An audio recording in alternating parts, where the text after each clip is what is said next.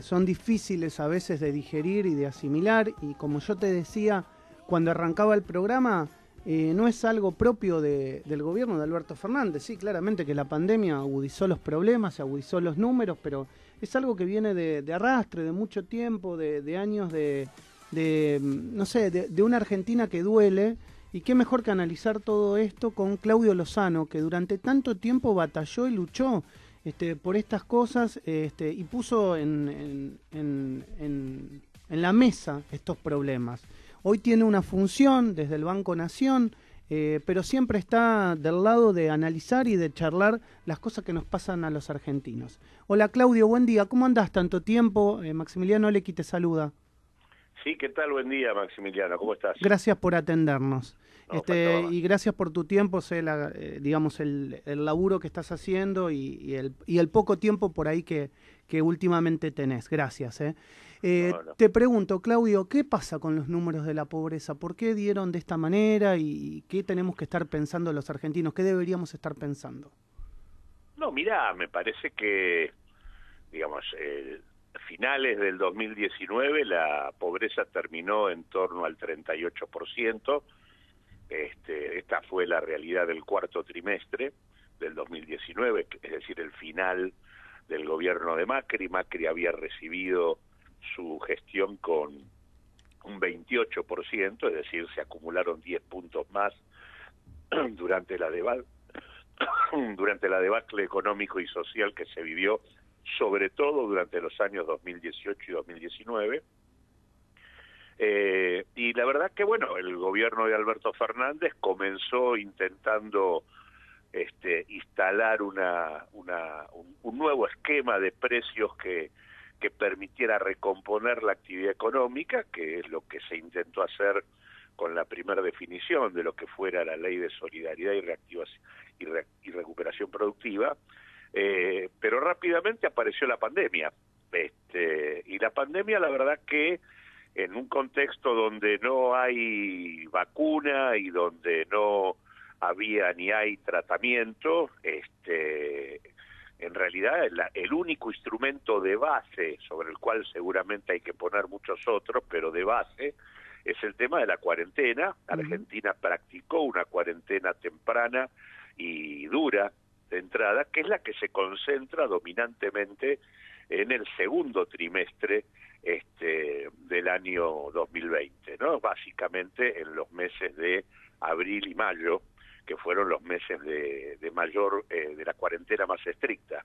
Por eso es que en realidad el 40,9% que dice el INDEC se desdobla entre un primer trimestre donde la pobreza estuvo en el orden del 34,6%, es decir, había bajado respecto a diciembre del 2019, y un segundo trimestre, que es el segundo trimestre más complicado, donde lo que hay es una caída brutal de la actividad económica, cae casi el 20%, donde hay 3.700.000 empleos menos, donde se paralizan actividades y donde los ingresos se derrumban, pese a algunos esfuerzos importantes que el gobierno hizo, tanto con el tema del IFE como con el tema del ATP, pero lo cierto es que esto no, digamos, de hecho el IFE durante ese trimestre apenas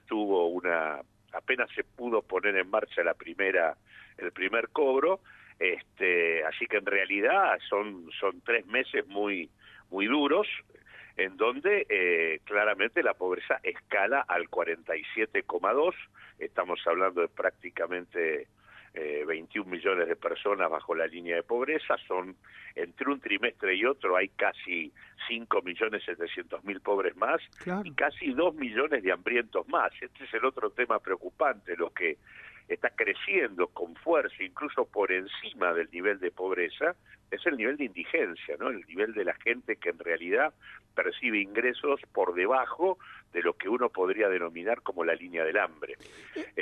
Así además, que bueno, yo creo que acá estamos en el marco de los resultados lógicos de una Argentina devastada por la experiencia macrista y sobre la cual se asentó la situación de la pandemia, la respuesta de la cuarentena, y una gestión que ha tratado de sostener con cierta intervención pública los ingresos, pero que ciertamente han resultado insuficientes, ¿no? Y que por lo tanto esto merece una discusión, una reflexión respecto a lo que se hace de acá al futuro, porque estamos hablando de 47,2% de la población bajo la línea de pobreza, estamos hablando de 6.200.000 pibes bajo la línea de pobreza, casi medio millón más que los que había en el trimestre pasado.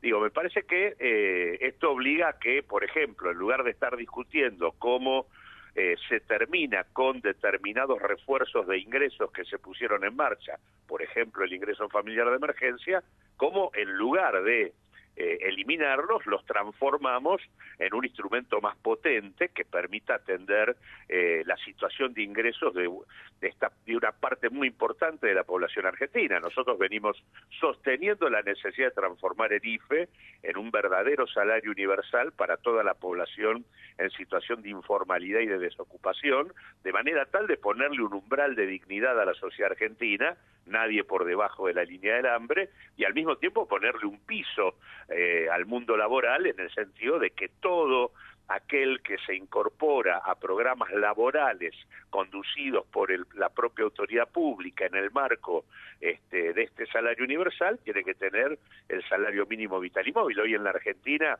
el salario mínimo vital y móvil es una institución que no se respeta. De hecho hay 7 millones de argentinos, dato previo a la pandemia, 7 millones que trabajaban por menos del salario mínimo. Así que me parece que hay una reflexión que hacer para adelante, que es no ver cómo sacamos determinados instrumentos que para mí estaban bien orientados. Creo que el IFE fue una estrategia interesante, creo que no se animó a ser completamente universal y hay que avanzar en esa dirección en términos de universalizar ingresos, porque la situación realmente es muy delicada, muy compleja. La verdad que lo describiste muy bien para nuestros oyentes. Ahora, te hago la pregunta que te haría cualquier economista, que no es mi caso, pero que uno escucha lo que van diciendo. ¿Alcanza, digamos, de universalizar este recurso como el IFE, con el nombre que le querramos poner? ¿El Estado está en condiciones a nivel macro de poder otorgarlo?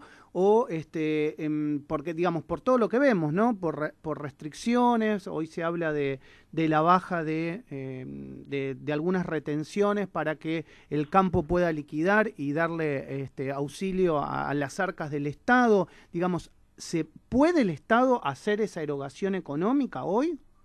Y la verdad que si la discusión es que en este contexto, con estos datos, se le da más importancia a bajar de retenciones a exportadores que tienen demorados entre 3.000 y 4.000 millones de dólares de exportaciones ya realizadas y que no liquidaron, en lugar de ver cómo se le pone un umbral de dignidad a la vida de millones de argentinos que pasan hambre, me parece que son opciones complicadas. Claro.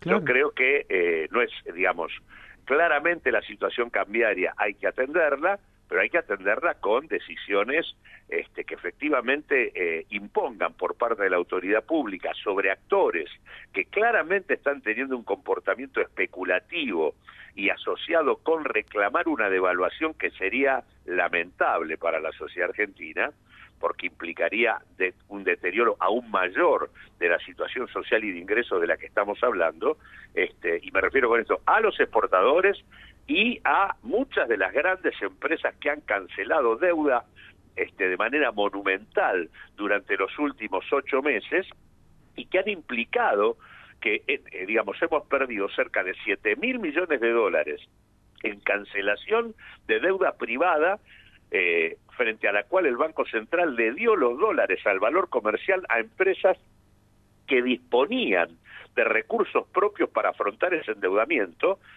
o sea, tenían dólares propios, y que también disponían de capacidad para reestructurar sus deudas.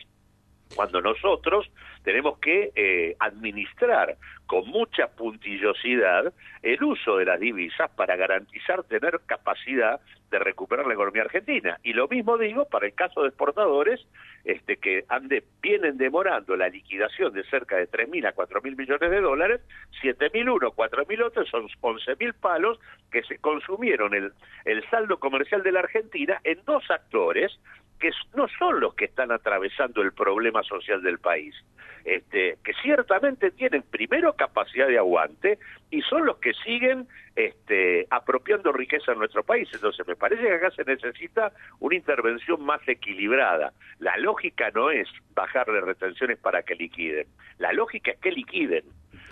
Porque no es que están trabajando a pérdida, ni que el tipo de cambio no sea competitivo, ni les permite una renta adecuada, eso es absolutamente falaz. Por lo tanto, esas discusiones yo creo que son discusiones que desde una perspectiva como la que en todo caso este gobierno tiene, y de hecho fue la razón por la cual fue votado por buena parte de la ciudadanía, me parece que acá es más razonable discutir cómo invertimos recursos en garantizar un salario universal para la población informal y desocupada que cómo le bajamos retenciones a los exportadores que francamente no tienen inconveniente. Al decir del presidente de la Nación, hay que empezar por los de más abajo, sí, para ir llegando a todos, pero la verdad es que los de más abajo son los que nos están cantando estos datos que, y que realmente me parece que interpelan a aquellas discusiones que dicen, bueno, el IFE ya se terminó. Bueno, la verdad es que me parece que hay que discutirlo bien, porque incluso si se hubiese terminado la pandemia, cosa que todavía no ocurrió, la pandemia termina, pero el deterioro social y laboral queda. La última Por lo tanto, hay que intervenir para resolverlo. La última que te hago, para no abusar de tu tiempo, decime si tenemos instrumentos hoy en nuestra legislación o ves alguno para obligarle a esos, digamos, que no liquidan y que tienen retenidas las cifras que vos nos estás claramente contando, que el Banco Central o el gobierno podría tomar para obligarlos a liquidar. ¿Hay instrumentos jurídicos para hacerlo? Sí, por supuesto, ellos no son los dueños de los dólares, los dólares son de la Argentina, porque son el resultado de todo el proceso económico y productivo que la Argentina generó, y en todo caso que ellos desde el lugar de la exportación colocan en términos de ventas en el mundo.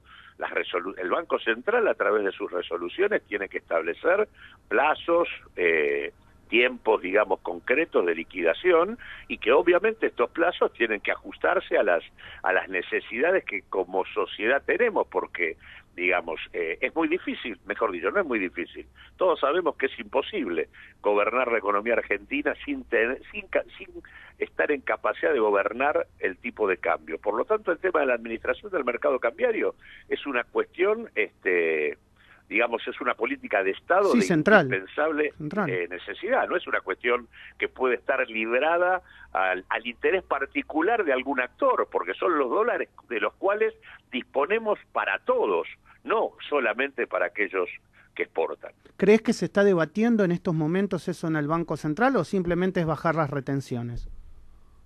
No, yo creo que hay toda una ofensiva muy importante por parte de sectores exportadores y distintos actores del poder económico en la Argentina, que está articulada con otras situaciones que han pasado en los últimos 2 meses. Me refiero con esto a las declaraciones de Duhalde respecto a un eventual golpe de Estado, la cuestión de que no habría elecciones en el 2021, la sugerencia a Alberto Fernández de que la solución es el acuerdo un acuerdo institucional con Juntos para el Cambio, el planteo de el sobredimensionamiento mediático de la situación de las tomas en la provincia de Buenos Aires, el creciente discurso de la inseguridad, el tema de el conflicto policial, que más allá de la legitimidad de un reclamo salarial, tuvo ribetes complejos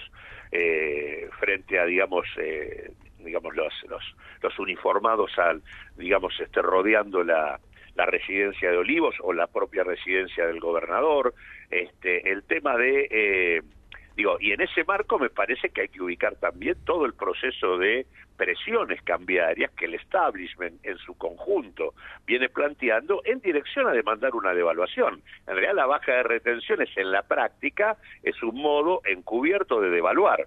Eso es lo que efectivamente estarían planteando. O sea que yo creo que hay presiones en esa dirección que el gobierno tiene que disciplinar, me parece que de eso se trata, y para eso tiene que hacerse fuerte y sostenerse en la multiplicidad de actores que integran el Frente de Todos y que ciertamente han sido puntales en el cuestionamiento a la experiencia macrista, y que de alguna manera han venido y vienen sosteniendo la necesidad de un rumbo distinto. Y ese rumbo distinto empieza por poner sobre la mesa las prioridades que la pandemia, más allá del drama que esto supone por la cantidad de muertos, contagiados y demás, poner sobre la mesa un conjunto de cosas que quedaron a la luz pública y que son las demandas imprescindibles de la Argentina. Entre ellas, ese mundo de la informalidad laboral que involucra cerca de 12 millones de personas, es uno, el tema del hacinamiento habitacional es otro, el problema de la devastación del sistema de salud pública, que hoy se recompuso en gran medida como para poder afrontar la situación en el área metropolitana, pero que está crujiendo en el resto del país en este contexto de expansión de la pandemia hacia el resto de la Argentina. La necesidad de, por lo tanto, discutir alimentación, vivienda, salud, educación pública, los consumos básicos para reconstruir las condiciones de vida de una población castigada, me parece que están en el centro de la discusión para hacer de esta Argentina un país, o el país que creo que todos lo merecemos. Claudio, gracias por estos minutos, siempre tan gentil conmigo y con Radio Sónica. Te mando un abrazo muy grande. Igualmente, hasta siempre. Gracias, hasta siempre. Claudio Lozano, director del Banco Nación. Augusto, vos escuchaste, ¿no? La verdad que a mí me da la sensación que ahí están, ¿viste? Los tironeos dentro del propio gobierno también, y lo que está diciendo Claudio, es decir, estas medidas que se estarían tomando desde el Banco Central para bajar retenciones, como ya se están analizando, en estos momentos se están analizando, para que liquiden. Otro sector del gobierno dice, posibilidades hay, se los puede obligar a liquidar y no tenemos que darle necesariamente la baja de retenciones. Hay una puja interna importante y se está notando en las medidas económicas que se tienen que tomar, que son urgentes, porque la Argentina está en una crisis profunda. Bueno, confirma lo que veníamos diciendo, Maxi, y me parece que estaría bueno que se resuelvan puertas adentro para que no pase lo que comentábamos recién con el comunicado de Cancillería.